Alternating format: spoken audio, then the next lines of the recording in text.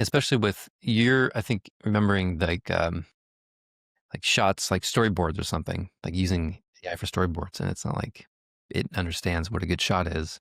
It can kind of take generally what other shots, good shots of this specific shot, like kid riding a bike or something, and it's like, Yeah, exactly, and it becomes quite limiting in that sense, It's a you know? really good point. It's Yeah, almost like, yeah, I've run w into that so many times. when does it make sense? If you find yourself just prompting and you don't get what you want in the first few tries, just fucking go find a reference. This morning, they were really different, and I sent a message like, "Safari, like, I'm embarrassed. Mine needs to," and he came over, he fixed it. Oh, I love this. So, you're also good at lighting in real time, practical. I would like to think so. Not Maybe just not. digital, I love it. Same. Safari, thank you for joining us. I was like, I Mhm. miss you. I wanted Oh, you to be thank here. you for joining us. Yeah. I wasn't gonna have it with you, Safari. I was trying to give you, like, some time off and, like, do Oh, these sorry, I fucked that up. on my own. But frankly, after talking to Rebekah, you're gonna be in all of them. No. Yeah. Yeah, exactly. And I was like, "No, you know We'll see what? about that. It's cuter." No, It's just creative I love you check-in. It's guys. going to be anything, any variety of people. Yeah. How It has is this year treated you? I wouldn't change this year for anything, honestly. This year has probably been the most hopeful out of, all the 3 years, the past 3 years that all of us have been going through. I think mostly personally, but also establishing my career within the, commercial world. It's been I've been quite fortunate to meet, some amazing producers, some amazing, agencies that are making a great commercial content, some directors, and, I feel really hopeful going into the next year. I really feel like the industry's picking up. That being said, commercial world has kind of always stayed consistent, I wanna say. It's the film, and TV world, that Mm. all of us have experienced, but I'm starting to get emails asking about my availability, about doing film and TV jobs, so I'm really hopeful. Yeah, it's pretty awesome. Are you Yeah. wanting to go back to film and TV, or is it mostly just, is it that you stick with commercials mostly because of the frequency and the reliability, or is it something that you are actually passionate about or like to be in commercials? I'm really loving commercials when paired up with, like, the right, director and agency because, sometimes agencies just want it exactly how they've pitched it, and there's no real creative, what is it? Evolution to it. And so I wanna say that as much as I want to go back into TV and film because of, you can really sink your teeth into, um, the creative process and the evolution of it. Um, I would say that I love commercials because it's so fast and iterative, and you Mhm. can really experiment in that sense. That being said, the, film narrative world, let's say, is more consistent, and that is nice to have, Yeah, longer especially right productions, right? now. Yeah, exactly. Because You commercials know that you have are there shorter, like by even weeks and like Oh, maybe a yeah, couple months worth. it's the longest one that I've been on was probably 2 months, but usually it's, like, 3 to 4 weeks. Mhm. For a production designer, especially. The other crew, it's usually maybe 2 weeks, so Yeah. but like I said, the Compared to, iterative like, process of that's fun. a Mm. year, compared to some of the gigs Mhm, we were getting, which were mhm. I was checking, one of our older projects, Avatar, and that was a year project. Like, Well, and that's probably without the extension, right? Like, we were doing long projects, and a lot of the work that's been coming through is short gigs. yeah, It's either short gigs or they want to hire you full time into a studio, right? But yeah, we haven't seen those big projects we were doing. It's been a while since we saw some of those come through. and that's Not interesting that because not Avatar that they're not out there. Avatar, we call like, you got the lifers in Avatar because they've been doing it forever at this point. I think people have Oh, and built you their mean entire career. an Avatar like blue aliens, and he's referring Oh, to, I think, a Last Airbender, right? oh, okay, my bad. Is that right, It's Felix? all I right. was never. Yeah, But Okay, my bad. yeah, but you're right. Yeah, there's some people that are on that production that are just on there for that's forever. That's past a two forever decades. gig. Hmm. Yeah, Those people are very fortunate, but at the same time, I feel very sorry for them because it's just that's the only world you know. I love this profession because you get to dive into so many different worlds. It's so Hmm. hmm exciting, you know. And yep, we were fortunate to go like even with Star Wars, there were so many different worlds within Star Wars, and that yeah. was fun. That was amazing. No, Yeah. the range of locations, the different kind of challenges we had were pretty awesome. So, where did your journey start as an art director? So I have my master's in architecture. I went to a school called SciArc here in LA. And they kind of focus solely on softwares and learning the new technology and how that contributes to architecture, mostly on the, you know, there are different camps, and I was in the like the visual, strictly visual aesthetic camp. And so I had a mentor there and I did my thesis. And my thesis, I didn't want to do, you see these rendered pictures that have horrible what is it, material mapping on them. You can see it like I guess I knew my strengths, right? And I knew I couldn't fix that. Whatever I was going to render wasn't going to look that great because it would look the texturing would be all off. So what I did, I started to instead of doing an actual architecture project where I did a model and plans and sections, I created my own worlds, right? So I created this world where it was in Paris and you it had a whole narrative behind it. But what I did essentially is found the most high scale resolution photos online of Paris and then took them into Cinema 4D and projection mapped them so that I wouldn't have that, the Hmm. terrible material mapping. And showed a video at my an animation that I did. And I was the first person in architecture school there to do that. And they kind of I don't think because of me that they did this. They ended up making a fiction and entertainment department in the school because they realized so many people do want to go into that. And so while I was there, I read sorry, this is a little long winded. While I was there, I read an article called The Reality of Licorice Trees by Alex McDowell. And it kind Ah, of broke nice. down everything that they did in, what was it? In Charlie and the Chocolate Factory and the materials that it was like 10 pounds of polyethylene and like just breaking down what the actual licorice trees and the environments were actually made out of practically. And I thought it was the coolest thing to blur the lines between what's reality and what you see. um and so I my mentor at the time, who was the director of SciArc, Hernan Diaz Alonso, he told me about two he well he told me that I should have a plan. If you're not going to go into architecture, if you're going to go into film, have a plan, who you want to work with. So I decided there were two guys that I wanted to work with, either Alex McDowell, who did Fight Club, Minority Report, all those wonderful movies, or Rick Carter, who did Goonies, Jurassic Park, Back to the Future 3, just everything you know and love as a child in your childhood. So um, whenever I graduated, I went to a symposium and Alex McDowell happened to be there, stuck my hand out, said, "Hi, I want to work with you." And he said, "Great." And I was working with him by the next week. And what we did there was he was done with film at that time. So, or taking a break. And so we would speculate futures for companies like GM or Lyft or Autodesk.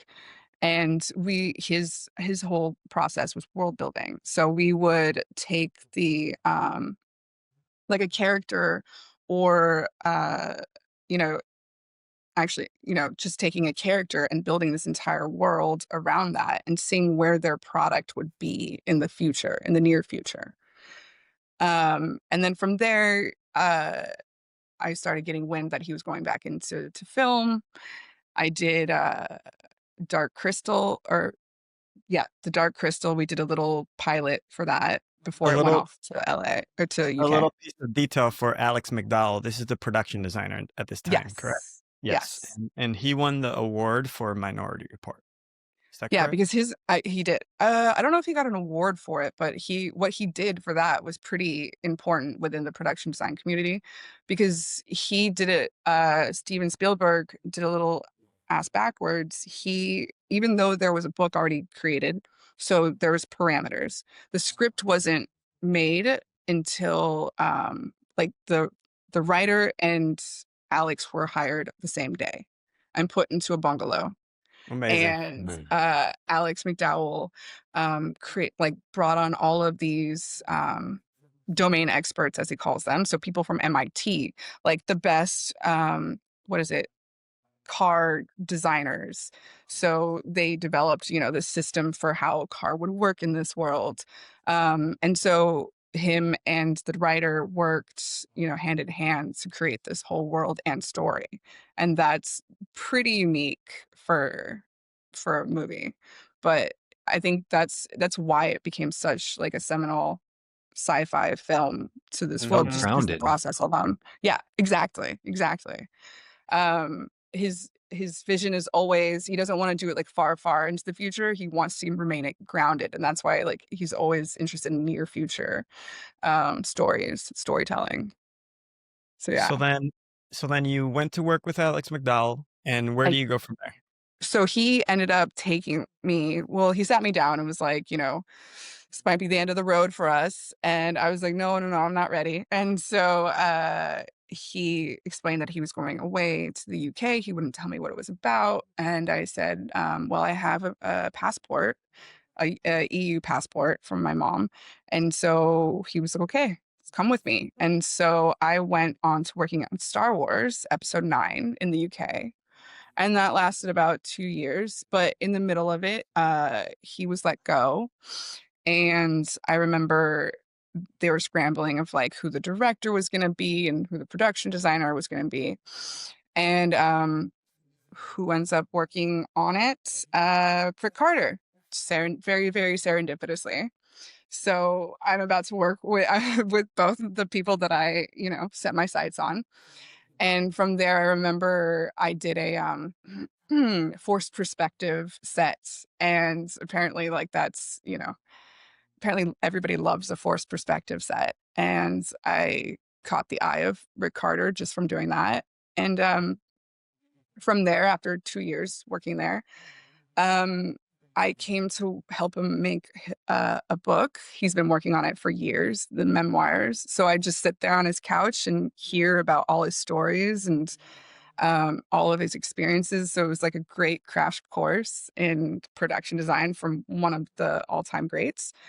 And then I started working on Star Wars, The Mandalorian season 2, because no one else had the experience that I did on Star Wars here in the United States. So it was kind of, It's no awesome. brainer. Yeah.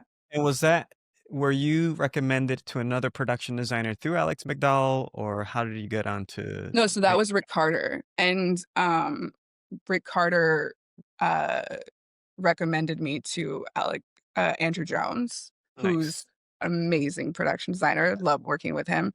I really learned how to like be more of a hands-on, you know, art Mhm. director. And so that was I got within a span of like maybe 4 or 5 years, I was learning 3 different ways of doing production design from 3 of the most amazing production designers. Yeah, because Yeah. there are different ways of doing that. So For Alex, it was definitely more of like a world building approach, right? So, like I said before, you take the character and then you expand the world from there, like going into like what the culture is, what the politics are, like everything from, that you would, like an anthropologist would, right, on a society. And then like there's one really great example was we were working on a project where it was, let's see, it was so long time ago now. Um it was a world where it was actually LA, and it was 2050 or something like that. But the rising sea levels had, overtaken LA, and you start to see diminished resources, right? So silicone wasn't a thing anymore. So because of that, you see color starts to fade away because everybody's recycling, right? So you're 3D in this world, you're just 3D printing, and color goes away because uh, it's just an amalgamation Yeah. of things. And so that was really interesting. Like, it started to inform like how we would do the concept art for this project. Um, with Rick Carter, it came from more of an emotional place. He always brought his, just like Steven Spielberg does, like he brings it from a very personal past experience. And that's Mm, what he lets guide him. And then Andrew Jones, he's very analytical and very practical about things. So there's like always this practical aspect about how he designs. Um, and yeah, I wish I could go more into detail about that, but I yeah. love that. no, that's a I didn't good. even That's think great. about the what you described as the minority report not having a lot of color and all the recycling and all the stuff that in that distant future, that most likely distant future of like less resources. And I didn't even think about that aspect of it. And Yeah. does it get a little too, I mean, I felt it. I felt the desaturation and that kind of stuff, but I always thought that was kind of a style choice from color graders or something. But I guess there wasn't a lot of things in the sets and stuff that are happening that were collected for the sets and for the shots that are meant to be colorful. So it's funny that is Well, there. so just to be clear, that was for another project. It wasn't for Minority Report. Oh, gotcha. Mm. Yeah, yeah, yeah. It was for a first-time director that was kind of trying to world build with Alex on Oh, a script that they created because they wanted to build awareness for rising sea levels. right. But one another interesting thing that I found was that Alex also did Superman, right? And so he was bothered by the fact that there was an S, and yet on Krypton or Krypton, yeah, I think Krypton, there's no there's no English language, right? So why would there be an S? So he had this domain expert from MIT come and develop a whole language system that you know justified just having the S. Which Superman? The one with Zack Snyder, I believe. Mm, Mhm. amazing. And that was Alex or Rick Carter? That was Alex. That was Alex. Oh, Yeah, awesome. yeah. He's been that wasn't that long ago. Mm. I mean, Not the newest one. yeah, not the newest one, but Yeah, the I guess at this point it's like a decade ago. It's like- There's so many of them. I know. How when you're working with, and I know it might differ between projects, but when you're working on a film versus a commercial, what's your day to day and how does it change? Or is it kind of the same? I mean, commercial is expedited, right? So Yeah. it's a very short period, and I need to build a team, and there's no real time to think things through. Nor there really a need to, like, as far as really analyzing how we're going to approach design and building practically. It's kind of like fly by the edge of your seat. So what does a Um, day with Rebecca look like? Let's say you start your day, built a team, you said. Now mhm. you have a team. What does a team look like and what's your role? I mean, it depends on if I'm working with a VAD team or Mhm. if it's just an art department. I really enjoy working with VAD teams because it's, you check in with your team, and they, you've given them a directive, and they'll bring to you these magical things that they've created and how you can, shape that. For commercials, it's like, it's more of a, hey, this is the team that I create. Hey, this is the vision. I work mostly, the person that I work most hand in hand for commercials is the set decorator. And so it's like, this is the vision. Um, and they'll, go out and find elements to help create that. But it is also a lot of back and forth with directors, which is a lot of fun to, geek out with, and to start to develop something that's going to be very visually pleasing. So you Yeah. work with the set decorator. You help the set decorator says you give them, let's say, a concept art. Hmm. Essentially, set decorator gets you those assets, or basically brings you back some ideas on what they can actually provide, and then you're helping them basically bring it into the stage or get set up for the shoot. Well, they have a whole team.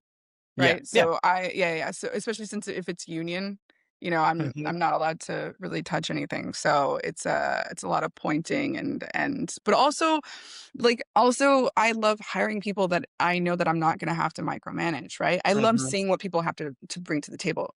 We've all been hired because of our because the talent that we bring, our expertise, right? So um like in London, I learned there aren't any unions in London. So Hmm. you can work on anything that you want technically. Like one day I Hmm. worked with the sculptors, one day I worked with painters. It was really a crash course in film in production world. But um what I saw, even though that there weren't any unions, people really respected other people's craft and what they had to bring to the table.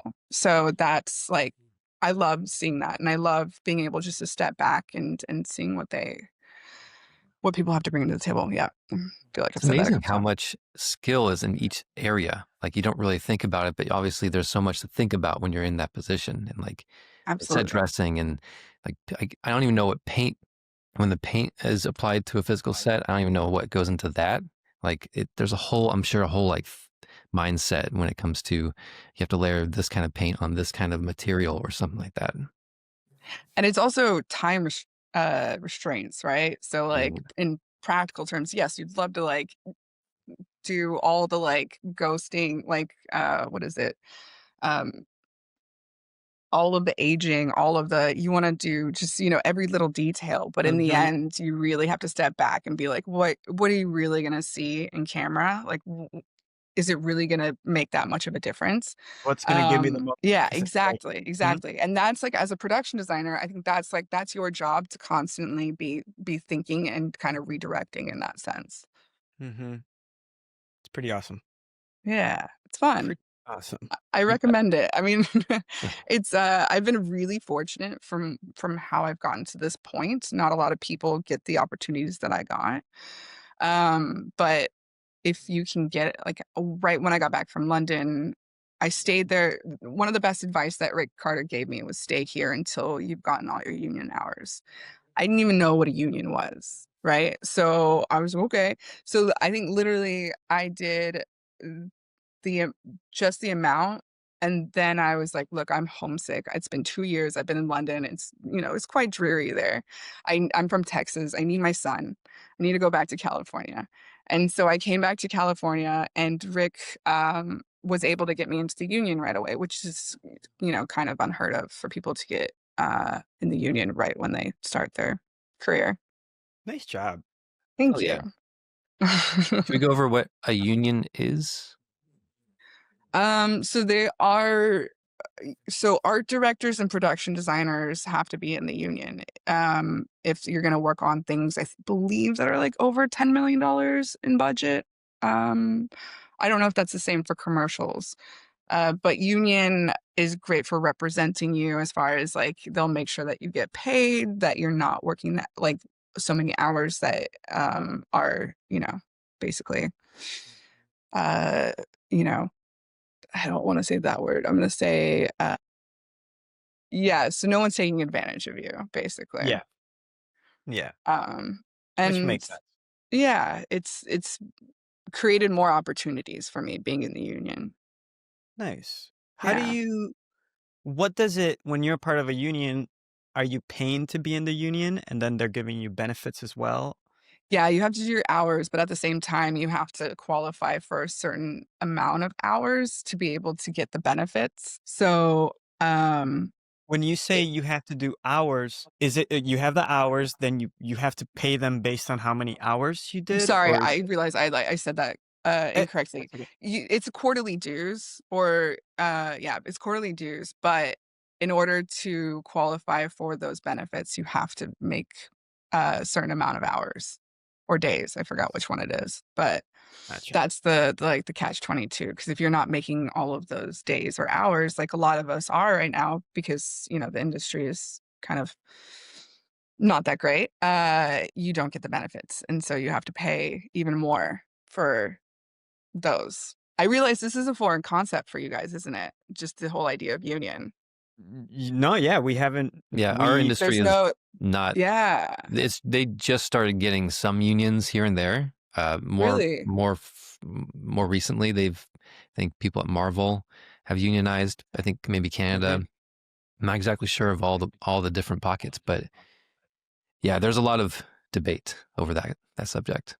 Do you think that you guys will eventually? I mean, we haven't found the value yet. Not Okay. not for. I mean, if they can't keep us employed, and then we don't see as much of the value there. Now, if they are able to attract enough work where they could keep someone like us employed, maybe we will. Where there's That's enough the work hard where it part. makes sense. That's the hard part because, they do have like a online directory of who's available and who's not. But usually the way that you get jobs is through, networking and No, and and they do, from my understanding, they do a good job of holding networking events, but yeah, it's not really, they don't just like reach out to you. Like, I guess that's why you have an agent. That's why people get agents in my industry or So my you have to put in a certain amount of hours. How much does it cost a year? they've been quite lenient for, because of the strikes, and Mhm. they've been doing payment plans and stuff like that. But I believe somewhere around 2 to 3 thousand, but don't quote me on that because I Yeah. could be very, very wrong. It's all right. I'm just curious. I'm Yeah. sure a bunch of people are curious. That's one Mhm. of those where it's like, I didn't even know a unless you ballpark.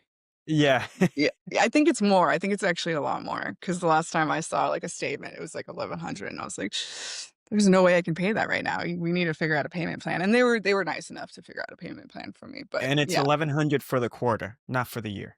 I was a little backed up, Yeah. so Okay. I'm not quite sure if it was 2 quarters or just one. Yeah. Hmm. I think it was Yeah. two. Yeah. Yeah. It's good to know. But you got an agent recently. I'm in the talks of an agent right now. So I feel Mm. like that was the next move for me because I feel like I've done really well at creating opportunities for myself thus far. And I've created this amazing network, but I just need somebody else to help me expand that network a little bit more. Oh yeah, and they're able to. Mhm. Yeah. They are connected with other agents, other Hmm. filmmakers that are using their resources or know that they are agents who have a network of people to bring into a project. Like they Exactly. have that network to bring people together, and they take a cut. Is that right? Yes. Anywhere from like 10 to 20% from my understanding, Mhm. which is Depending like, on yeah, it's a hard pill to swallow, but at the same time, if you're getting jobs in Yeah, more consistently, then that's why not? absolutely. yeah. Yeah, Because at the same time, you're focused on other things, like sharpening your other skills or building on other disciplines, and they can take care of that aspect of looking for work or testing the waters with like, is this a good fit? Or like doing that kind of legwork. exactly. Like something that I've been doing recently, just to kind of make a little bit more money is I've been messing around with concept art, and I'm not saying that I'm a concept artist at all. So I've been messing around with AI a little bit more so that I can quickly iterate things to have a conversation with the director in the beginning. That being said, I have all the respect for concept artists, Oh but man. they, in practicality terms, they do cost. They're some of the most expensive day rates, right? So you want to go in there with like being able to guide them correctly. Have like I can't sketch. I can 3D model all day long, but I can't. That takes a little bit more time. So if I just generate something with AI really quickly, just to get the mood, the lighting, the general idea of what the environment, the concept artist can really take it one step, notch, like one notch higher, and create something that I'm comfortable bringing to a director Right. or an agency. Do you feel like, and this is something I've been facing with some of the projects we've been doing, it's been around for like a little over a year now. The Hmm. AI tools, and they've gotten better, supposedly. Hmm. However, when we're doing reference and we're in the really early stages, I've been gravitating more and more to not using AI. Really? Yeah.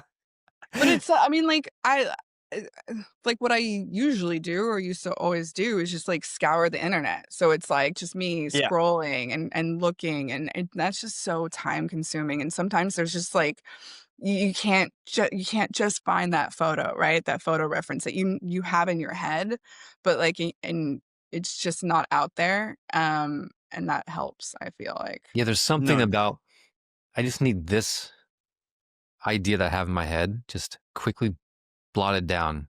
And if Yeah, it matches, then great. You can even use that as like a reverse image search in Google to see if there's something similar to it. exactly. It's I've done that. but what? So Oh yeah, go for it. just to finish that thought. So part of what I've been pushing the team to do more now, Rebekah, is I make them find films or actual projects that are exist in the world Hmm. before they use AI, before they apply AI. Because I have a fear that if we all use AI, we're all gonna dilute our products. Like it's gonna, if we just use AI. I'm not. By the way, I'm not, against AI and using Yeah. tools that can help an artist.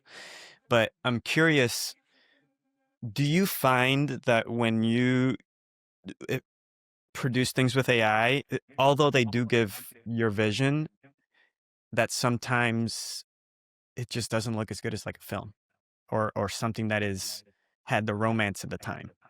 Or do you feel like AI is actually producing the quality of the films we love? I mean, no, I don't. I think you have to be really good at understanding how to manipulate AI in order to do that. I think it is possible, but like I said, know your strengths, right? So like if AI, if you can't, because I realize like with AI there is a sense of authorship. There are characteristics that does make it obviously AI. So I'm not, I don't know if I'm too worried about it kind of taking over. I don't know. I feel like, to answer your question, um of course film that's already made, you know, carefully crafted, there's a romance to it. You're absolutely correct. And I'd much rather use references from actual films, but um What kind of stuff are you making with AI that you're wanting to just quickly have as like a here's an idea to give to a concept artist, or to like have that just here's the idea that you're trying to convey? um for one project, it was, I just quickly modeled out like the massing of a this kind of castle per se, but then I went into D5. I don't know if you've heard of that, but Mhm. it literally, like, you just group everything, or like what's going to be different materials, and draw in real, it's real time dropping materials on there, and it'll render it quite nicely.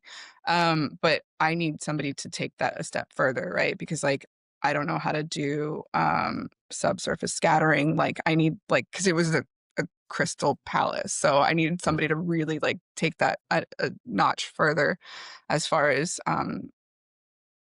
giving the true essence of what that material is and what the how the environment affects the material, which I couldn't get through from AI. So And you I use don't know AI if to that's a good create the example. castle? Yeah, just the massing and just the general idea of what the Mhm. material was and the environment was. But they took it another notch because I know my limitations for Oh, that. yeah. It's a Yeah, crystal. but you're able to produce something that was close and then pass it over and then give it to another team to take it a step further and actually Right. pretty Yeah, cool. and it takes, I mean, you would probably have to take a couple weeks to get it to be refined to a point where you're like, okay, this is looking a little bit more like what I'm picturing. But instead of taking that time, it's like, okay, let's just try to find something that reskins this image or does something that gets the idea across. Like, this is Hmm. the idea of this really quickly, and then here, concept artist, tweak this and figure out like another way of, or the more refined way of this scene and this material being this the development of this material and scene. Right. So the way I see it is like the way that I make it, it's quite sterile, right? And then the concept artist really truly like brings it to life. And like then you start to visualize like what's going on in this environment and like it makes it more grounded, I guess you could say. Mm. Like this actually could be something that you see in real life. But it facilitates you being able to get the idea across. And Hmm. and I Exactly. also like that you have a vision already. You Hmm. already probably you already knew what you wanted, so you're able Hmm. to use it, craft it to a certain point, and then go, hey, now you take it to here because this is what I Yeah. want. And I Yeah. think that's a major differentiator in how and a good example of using AI. I Yeah. think um a lot of the areas where I I fight back a little bit with it is in the very early ideas of like you have no idea, right? And so, but I love hearing how other people are using it professionally, which is cool. Especially with your, I think remembering like shots, like storyboards or something, like using Hmm. AI for storyboards, and it's not like it understands what a good shot is. It can kind of take generally what other shots, good shots of this specific shot, like kid riding a bike or something, and it's like, well, we can probably find something with a kid riding a bike from something else. Or if you really think about it, you really want a camera that's attached to the bike, looking up, or it's showing the wheels and it's riding along the street. But when you try to describe that to some kind of AI, it'll give you something, and you try to take your time describing the right shot rather than trying to look for something that fits or drawing something that fits. It's like you're trying to catch this AI that's just kind of randomly shotgunning ideas, and it's like, well, no, I And don't. then yeah, exactly. And it becomes quite limiting in Yeah, that sense. It's a You know? really good point. It's Yeah. almost like Yeah. I've run into that so many times. when does it make sense? If you find yourself just prompting and you don't get what you want in the first few tries, just fucking go find a reference. yeah. Maybe watch a movie, find a movie that has people or that ride bikes. They're gonna have a bunch of those shots. That's a really nice way to think about it. And Yeah, I what? remember getting super frustrated on one commercial because I was trying to. It was my first time actually trying AI, and it was like, teacher at desk, experiment explodes. Want rain coming down from out of camera, and it just couldn't like it just gave me everything other than that. It really wasn't giving the effect of what I was trying to explain to the director, and so yeah, I just kind of I think I used one of them and then was like, "But just imagine," you know? Yeah, So not it this, really but this other. yeah, yeah, exactly. What were Which you? is the other half. A lot of times when you just have reference, you have to do that anyway. So Yeah, Yeah. it exactly. is. It's in a way it got you what you needed, and it's knowing. It's uh it's the same thing with every tool. Yeah. when is it most useful and when do you just drop it? Exactly. I think right Exactly. now everyone is like, AI is going to do everything. It's like, no, actually, it's pretty limiting in a lot of ways. And you need to know Mhm. when to just put it down, go back Yeah. to a Mhm. traditional process. It's going to help you both get a higher quality, but also what you're looking for faster. Exactly. I agree. There's But that um, desire for it to just do the thing, and I think a I lot of know. people are putting their hope into that being the case, but it's not gonna it's not gonna get there for a while, and it's Yeah. not there now, and it's just frustrating to have to see that it's almost hitting something, but not quite what we're expecting it to be. Mhm. And what kind of AI do you use? I like I said, D5, I've been great at, like, real time rendering stuff. And that's an online I renderer that you Mhm. upload models to, and then it lights the scene and it has materials and Mhm. foliage. Yep. Great, amazing HDRI system. That works. I use that because it plugs in with, Rhino, Mm. and I use, predominantly Rhino. So, also, I have been using, I think there's this great one called Kia, I want or Krea? Yeah. Krea? Mhm. Really love that one because I'll just upload, images that I've done and say, like, "Make this better." And it's not that exactly, but and it'll, does some great also, I've been playing around with, camera AI, like, I'll give it, an image and say, like, "I want a bird's eye view of this image that I That's found awesome. online," and it'll create that bird's eye image, so, like, that's been really useful. That's great. Um Starting with a reference that you really like. That's gold. Mhm, and it's actually it's really cool that it Hmm. create like this image that I found online, and it shows you a whole nother perspective of what that world is. Um, Really interesting, but even that's limited, right? Because I got a bird's eye view, but I'm like, "Oh, if it was just 5 degrees lower," Yeah. And it won't do it. Like, I've Mhm. tried. And, that's when I have to say, "Okay, Rebecca, like, know your limits and, don't waste any more time," but, I don't know if that was a good No, that's explanation, but good. yeah. Something that's with AI, something that is I find interesting when I talk to individuals about it is experience plays a lot into the value you can find from AI and where you apply it. And so obviously you're an art director and we've Mhm. worked with production designers and directors our entire career. So we know shots. Mhm. And I come from previs, so I'm all camera. I'm often not satisfied with the camera, right? I'm often Of just when a I see straight prompt. cameras come out of Unreal that just come out of a straight prompt, I often wanna change the camera. Mhm. I wanna give it depth of field, or I wanna not just have the same shot. Literally, this is the shot it gives you the most. Yeah. I mean, I do that. I agree, like, there's always some way to, um I mean, everybody brings a different because of our experiences, like you're saying. Everyone and AI is doing, I guess, the same thing because of its experience and what it's been fed, right? And so it's its own kind of It's a little bit I'm not saying that it's it's great, but interesting yeah. though. I think there's a group of business owners at the moment who feel that they can hire someone that doesn't have experience, but they can produce this imagery with AI and that they can reach something that Rebecca could do. But this is where I disagree. I agree. I disagree with that too. Yeah.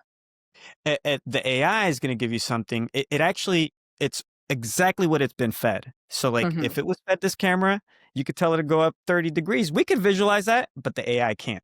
We can picture it. We can imagine what it looks like 5 degrees lower, but the AI can't. And But that's why you hire a Rebecca. right, but also it's not thinking about all the other context, right? All the other conversations you've had with the director and, location that you plan on shooting, like, it doesn't understand all of those things that a production designer has to keep in mind when framing a shot, you know? I think over time, right now, the AI bubble is here, but there's Mhm. going to be a pendulum swing back to us, the artists, when people realize, oh, wait, most of the talent that I have hasn't had this experience, and now I want something unique, and I'm having a hard time getting there. And I I think think you're that's what's you're happening. exactly correct. Until AI can read our minds, Yeah, like, I think, yeah, it's up to us, and we have specific style, we have specific experience, and that's invaluable whenever creating these images, the shots, these environments, all of it. I feel like it's going through that same like excitement phase that ICVFX went through.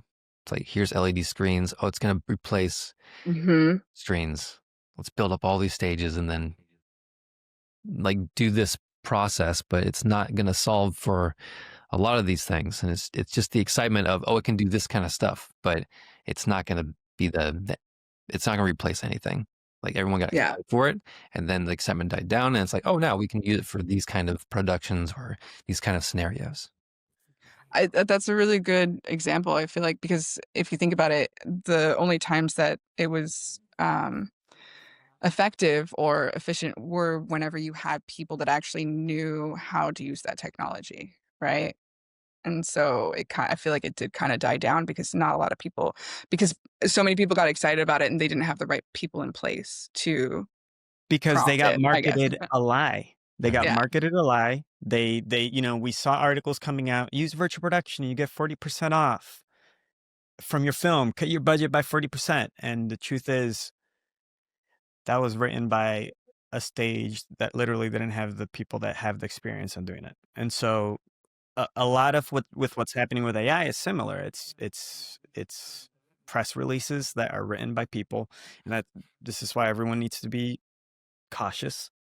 That Mhm. really just wants you to use it, but even they who are pitching it and telling people to use it don't know how to use it to get it where That's what you I was want. right about to say. I mean, like, it's funny because I wanna say, like, about 3 months ago, 4 months ago, I started, like, really playing around with it myself, and, I had that high of, "Oh my god, this is the future," but also, "Oh my god, this is so limiting, So so dumb, limiting." so bad. I Yeah. know. So, I could totally see the people that don't know how to use it being like, "It's great, it's the future," you know what I mean? When they don't really understand all the limitations themselves. Once you start getting in there and you start working in the way a production would work, you find the limitations. It's Mhm. it's Mhm. easy to make a test Exactly, and exactly. make a test. Practical It's easy to application. make a test when it's new because Yeah. enough tests show you. Now I'm seeing the same stuff over and over. You're seeing stuff recycle. But Safari and I were applying it to a short film, and you try to create a film and consecutive shots and the kind of shots that a filmmaker would want to create. And it's so disappointing. Yeah. Frankly. It's severely disappointing. Like we had this moment of like, oh my God, we could finally make our short film in a couple months. Let's jump in. And it was deflating. Like jumping in there and using the tools. I was That At like, what excitement. point were you like, "Cut your losses"? Yeah, yeah, let's just go back to this fucking other project. Yeah. It was just like, But did you find that it did help expedite or, like, any portion of it? absolutely. And Okay. like the concept phase is there's so many great tools for that. Like even creative Yeah. upscaling. If you ever play with that, there's a service called Magnific. You feed it a low Never heard of res it. image or something that's even smaller file, or kind of like Laura Croft, let's say. Just one example they've used Mhm. in the past. And then you can say Laura Croft realistic, and it reads the image, turns Laura Croft a low res PlayStation 1 graphics into a Okay. realistic person. And that kind of thing is wonderful. I did something similar for Godforge, a cinematic that we did, where I was taking a game model and creative upscaling it so that it was something Mhm. realistic, and then from that restyling it so that it's something that's a little closer. We were matching, or we were using League of Legends cinematic Okay. as reference, and I took that realistic version and restyled it to something similar. And it's like that was the version that we kind of used as like a guiding light towards, okay, let's make the cinematic version of this game character similar to this, and that expedited the but process. That's really But when cool. he says restyling it, he does mean he went back and he remodeled the character. It wasn't like an AI thing. Yeah. He just So got a just the concept art. image that was He removed. Yeah. literally Yeah. just threw Yeah. it in there, got a prettier image that frankly he could have potentially found from another game cinematic, right? So it's not, it wasn't that impressive where I was like, oh, we could just like have a previs and now turn it into this. Mhm. And a high-res version, the video, which is what they promised. Yeah. And it is getting to it's progressing that way, and it has made impressive leaps in the past year. But then I don't know when it's going to get to that point when here's I something think that's like real low res and then it's perfect, because then there's so many things that can go wrong, and like Yeah. incoherence between frames and all this other stuff that they're trying to solve for, but I just don't know when that's going to happen. And I think that's what But it's people are also, hoping. how do you solve when it isn't fed the shots? Like whenever we've pushed the shots to shots that aren't like a podcast shot, which is a straightforward shot.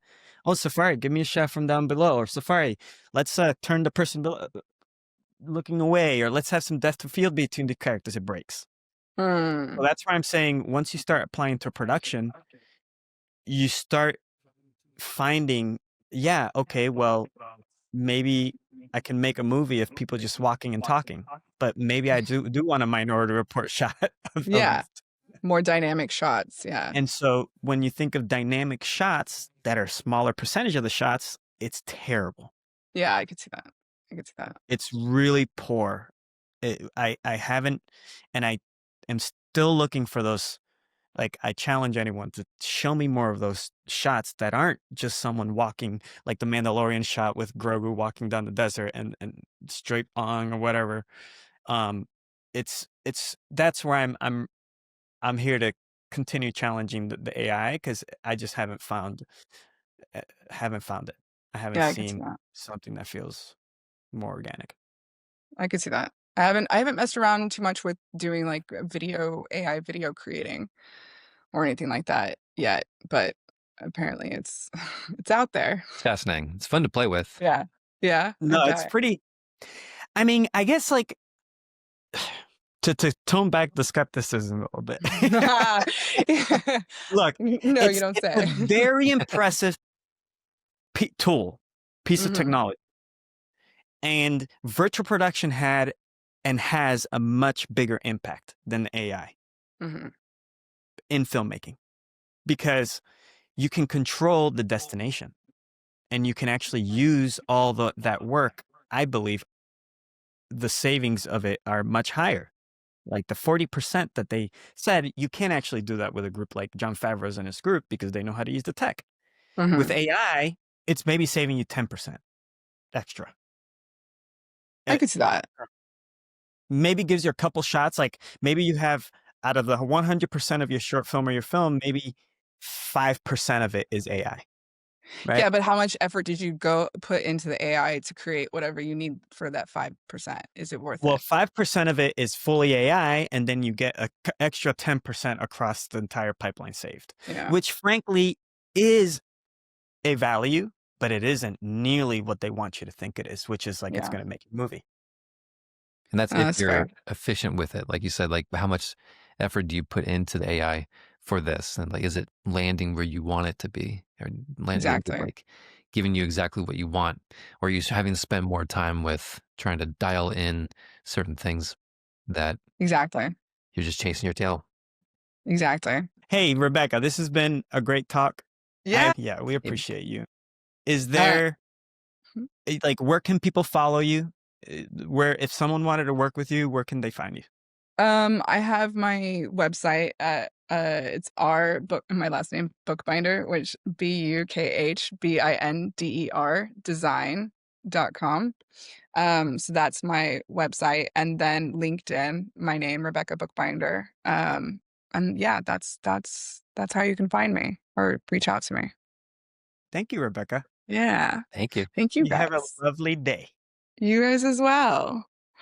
All right. I'll talk to you guys soon. Bye. How do I get out of here? You're gonna have to kick me out again. Just kidding. It's part 2 of the podcast. I love just like James Cameron. We're just gonna do all of them Yeah. now, and then